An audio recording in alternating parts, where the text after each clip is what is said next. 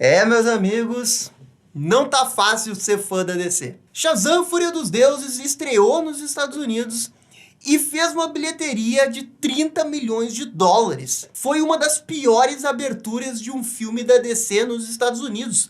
Não se via um número desse numa abertura desde Constantine, um filme de 2005. Um filme que já faz 18 anos. Pra época, a bilheteria dele foi boa. A bilheteria de estreia do Shazam foi pior do que a bilheteria do Morbius. Então, por causa da recepção negativa do filme e também dos números negativos da bilheteria, eu queria fazer esse vídeo pra gente aqui refletir junto sobre o que tá acontecendo com os filmes de super-herói. Porque não foi só o filme da DC, também foi o filme do Homem-Formiga Quantumania. Porque assim, também é muito fácil a gente chegar aqui e dizer que o gênero saturou. Só que de verdade eu não acho que essa seja a única explicação.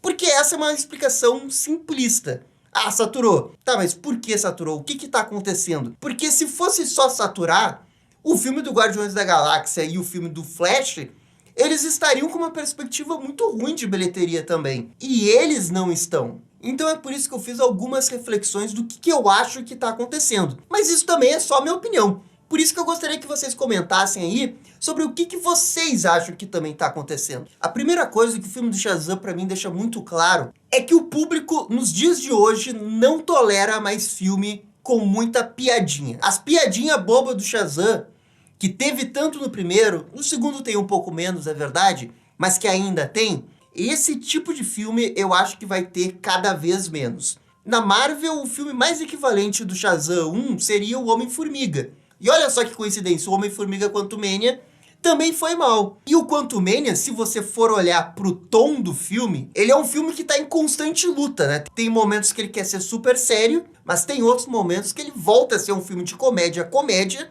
e é piada atrás de piada, e piada ruim ainda. Esse tipo de filme de super-herói que primeiro vem a comédia, e depois vem a aventura, a ação, e o recado foi bem claro na bilheteria desses dois filmes aí. Porque olha só, a gente pode até olhar pro Guardiões da Galáxia, que tem bastante comédia. Mas o Guardiões da Galáxia pode ser a exceção que confirma a regra. Porque embora ele tenha muita comédia, ele também tem um drama muito bom. Tanto no 1 quanto no 2, as cenas de drama, o final do Guardiões da Galáxia 2...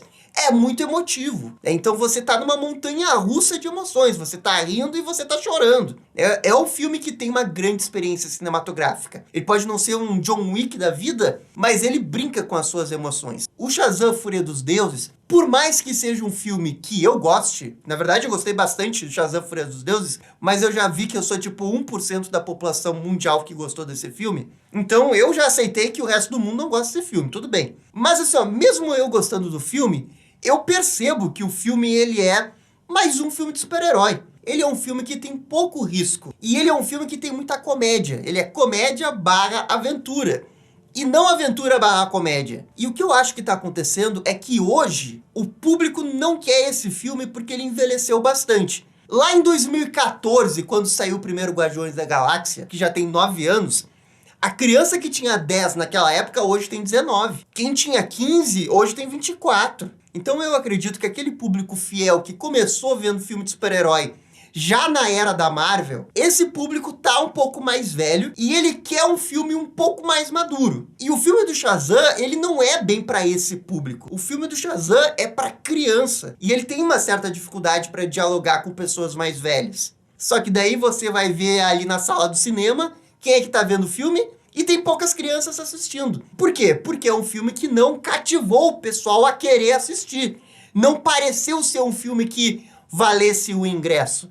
E por consequência, o pessoal não foi ver. Então o que acontece é que o Shazam tenta dialogar com um público que não existe mais. Esse público envelheceu. E o público novo, das crianças que estão agora começando a ver filme, esse público não brota do cinema do nada. Ele precisa dos pais. E os pais não se convenceram a ver esse filme porque, vejam só, o filme foi massacrado na crítica e os próprios trailers nunca foram nada demais. Talvez daqui a 90, 180 dias, quando esse filme estiver na HBO Max, de graça lá para quem tiver a conta, o pessoal casualmente vai colocar o filme lá na HBO Max e é capaz eles gostarem, porque esse filme, de uma forma descompromissada, ele é eficientemente bom, pelo menos na minha opinião, claro. Mas esse filme, no contexto de cinema, no contexto de universo cinematográfico e no contexto atual de filme de super-herói, ele é mais um. E ele não conseguiu se vender. Essa é a verdade. E no futuro, se acontecer de ter um filme que primeiro é comédia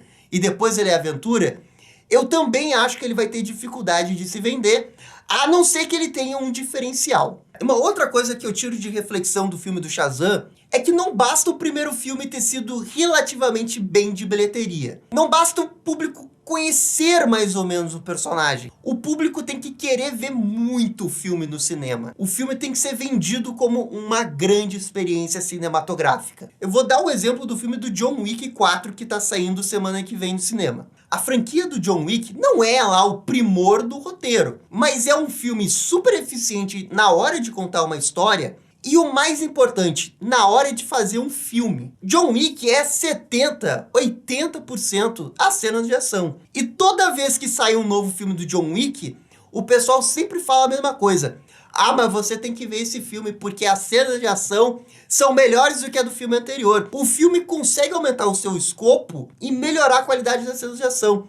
É um caso muito semelhante que acontece no Missão Impossível, que cada vez vai aumentando a sua escala e consegue melhorar as cenas de ação. As cenas de ação vão ficando cada vez mais espetáculo visual. Isso é uma coisa que todo filme de super-herói não pode abrir mão. Todo filme de super-herói hoje, em 2023, ele tem que ser um espetáculo visual. O Shazam 2, ele não é um espetáculo visual. Ele tem boas cenas de ação. E ponto. Não é nada que você já não tenha assistido em outros filmes. Em 2023, o público não aceita mais filmes que não ousem a experiência cinematográfica. Avatar, Caminho da Água, já mostrou aí. O roteiro do Avatar 2 é ok pra bom. Não tem nada demais. Mas a experiência cinematográfica, o espetáculo visual é outro nível. E é isso que os filmes de super-herói precisam entender. Quantumania, na minha opinião, sofreu muito com isso.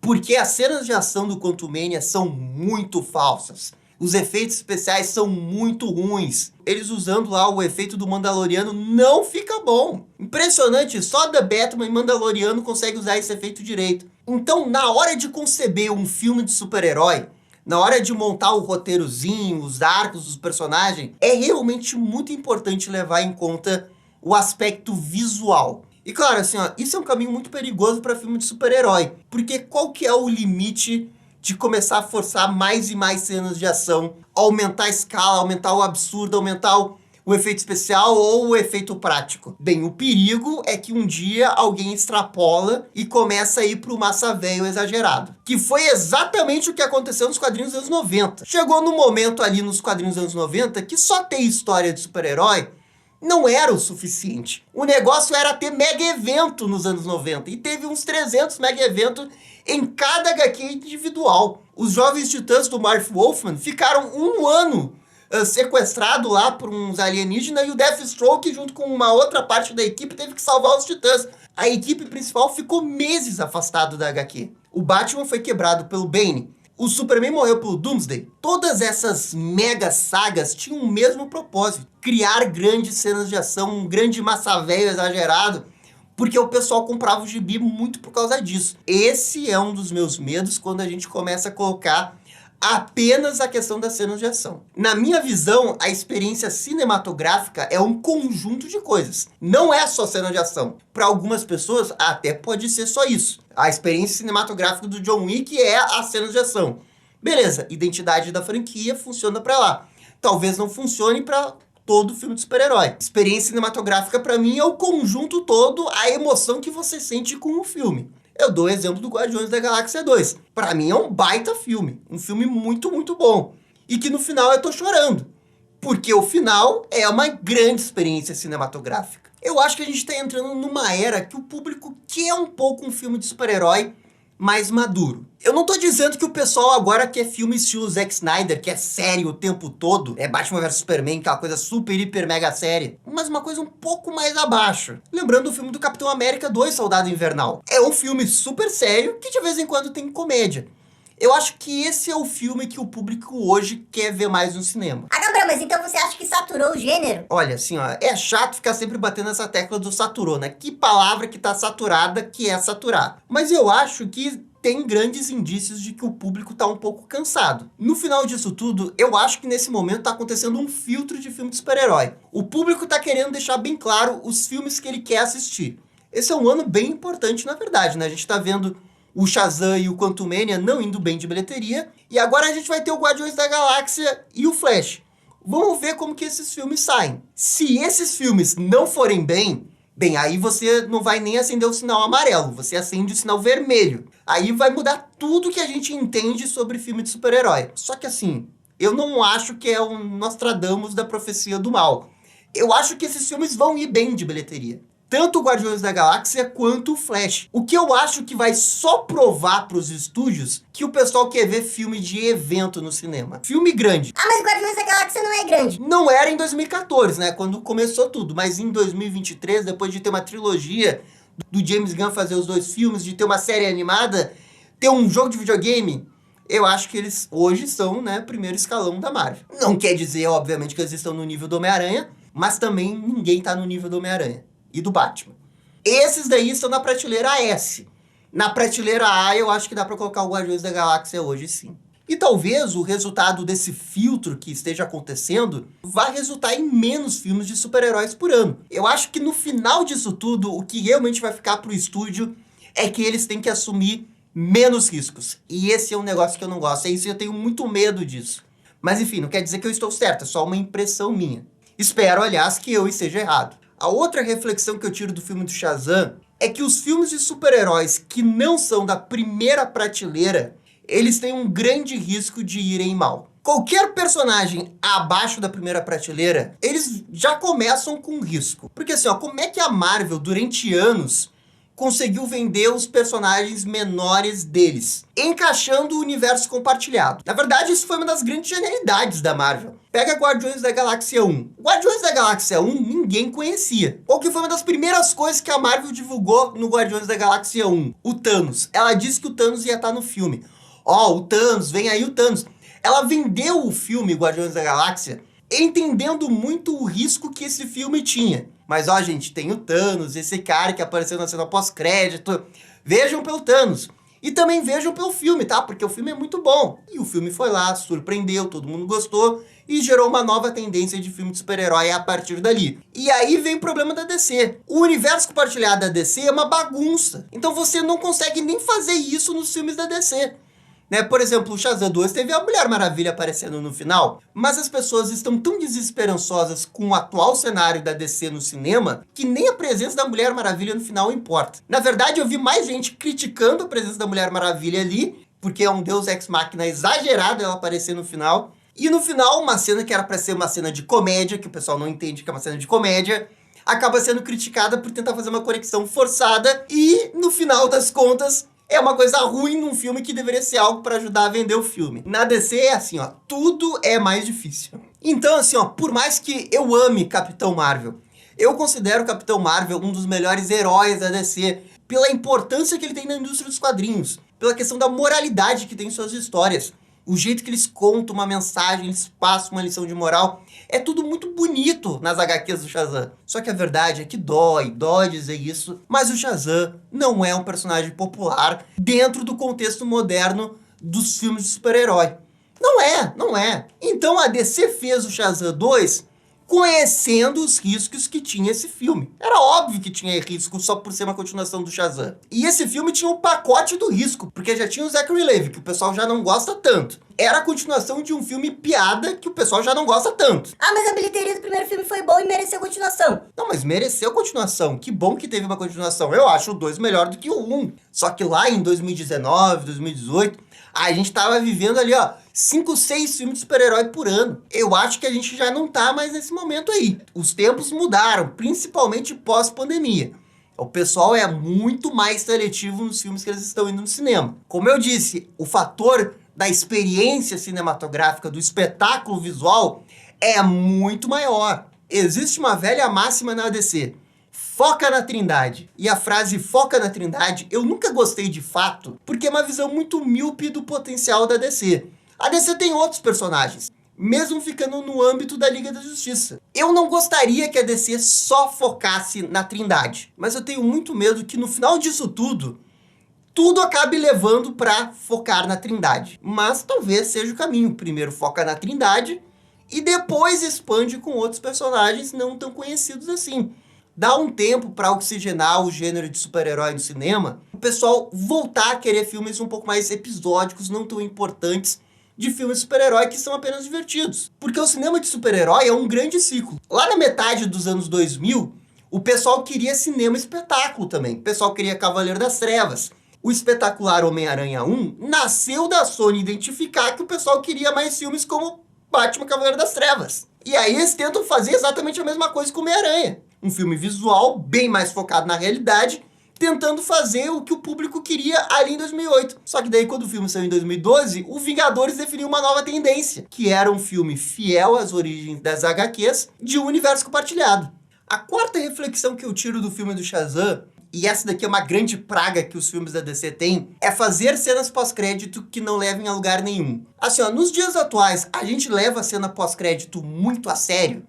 A gente leva. A gente não deveria levar a cena pós-crédito tão a sério assim. Mas fazer o quê? A Marvel criou esse negócio de cena pós-crédito do jeito que ela é, muito inspirado nas HQs, né, que tinham os epílogos, né, que eram quase cenas pós-crédito nas HQs. Ela foi muito inteligente fazer isso e utilizar como marketing para os seus próximos filmes. E agora, cena pós-crédito é um negócio importante em filme de super-herói. Não deveria ser tão importante, mas é. E o filme do Shazam tem cena pós-crédito só por ter cena pós-crédito, sabe? Porque são cenas pós-crédito que vão levar a lugar nenhum. O DCU vai sofrer um reboot, um soft reboot, sei lá o que vai acontecer. Não precisa fazer cena pós-crédito com Shazam para levar para a Sociedade da Justiça. Pior ainda é a Amanda Waller recrutando o Shazam pra fazer parte da Sociedade da Justiça. Pô, velho, sério, pelo menos faz uma cena pós-crédito legal. Ou então assim, ó, se vai levar a lugar nenhum, não faz. Não faz. A verdade é que eu não consigo me importar com essa cena. E a outra cena pós-crédito que tinha o Senhor Cérebro é aquele negócio. Ah, se for ter um Shazam 3, a cena seria importante. Pô, velho, mas é exatamente a mesma cena que você fez no primeiro filme.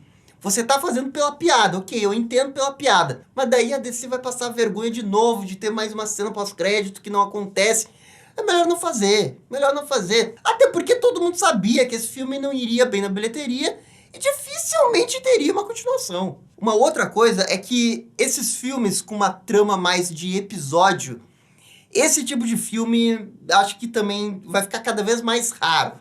O Shazam 1 já foi um filme bem episódico, o Shazam 2 também. Eu tenho a sensação que o Besouro Azul e o Aquaman 2 também vão ser. E olha, eu estou bem preocupado com a situação desses filmes. O Flash eu já estou bem tranquilo, sabe? Porque é um filme que é um evento. Agora, o Besouro Azul vai ser a origem do Besouro Azul.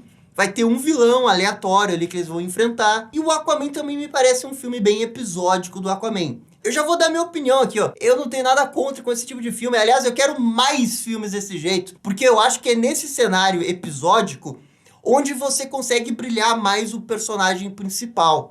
Só que eu também sinto que só isso não é o suficiente. Tem que ter alguma coisa que liga com o universo que vai levar daqui pra lá e vai pra cá. Como foi o Quantumania. Goste ou não, se não fosse o Kang ali no Quantumania, a bilheteria do Quantumania ia ser 5 vezes pior. Eu louvo demais querer fazer filme como Besouro Azul, Aquaman 2, até mesmo Shazam 2. Só que infelizmente a gente tá tendo cada vez menos espaço para esse tipo de filme. Talvez esse tipo de filme encontre um lugar no streaming direto. Mas eu tenho a sensação que o público não tá comprando muito esses filmes episódicos. Que tem o vilão da semana e deu, fica por isso mesmo. Outra reflexão, o James Gunn, quando ele anunciou o DCU dele, e ele deixou bem claro que alguns atores não iriam continuar, como o Henry Cavill, ele praticamente sepultou qualquer interesse que o filme do Shazam 2 poderia ter no grande público. Porque embora ele tenha dito que gostou muito do Shazam, Fúria dos Deuses,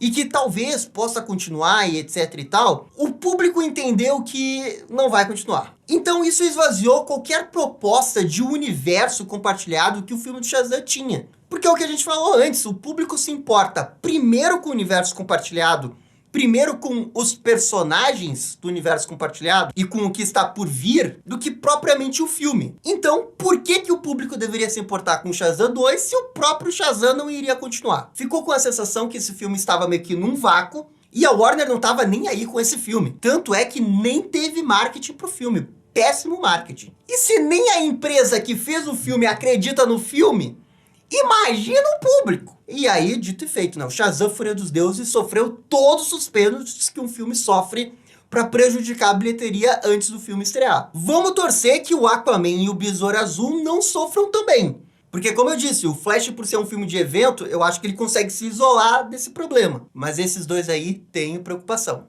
E a última reflexão aqui é que eu acho que o Shazam não volta mais pro cinema. Olha, até acho que o Shazam pode aparecer num cameo, como coadjuvante de um outro filme, mas agora a Warner investir dinheiro para um filme só do Shazam, isso é impossível. Impossível, não vai mais acontecer isso daí. Especialmente o Shazam de hoje, né? O Shazam que tava do DCU. Talvez eles queiram fazer um reboot do Shazam, um soft reboot, trocando o Zachary Levi por um outro ator e querendo fazer uma coisa um pouco mais madura. Talvez. Até seria legal, não sou totalmente contra isso. Mas dado o risco, dado o flop retumbante desse filme, eu sinceramente não vejo a Warner seguir continuando usando o Shazam em outros filmes. O que dói muito admitir, mas essas empresas elas atuam muito com os números. E os números do Shazam são os mais negativos possíveis. Enfim, gente, essas são algumas observações que eu queria comentar. Eu não sei se essas observações estão certas ou não, eu só queria colocar elas em discussão para vocês comentarem aí também. E também comentem outras ideias do que vocês acham que tá acontecendo. Então, gente, no mais, eu acho que é isso daí. Muito obrigado e dá-lhe DC! E esse foi o vídeo sobre as reflexões pós-Shazam. E aí, gostaram? Não gostaram? Deixem suas opiniões nos comentários. E se curtiram o vídeo, deixe aquele joinha e inscreva-se no canal para ficar sabendo absolutamente tudo sobre Batman. Obrigado, gente, e até a próxima. Tchau, tchau!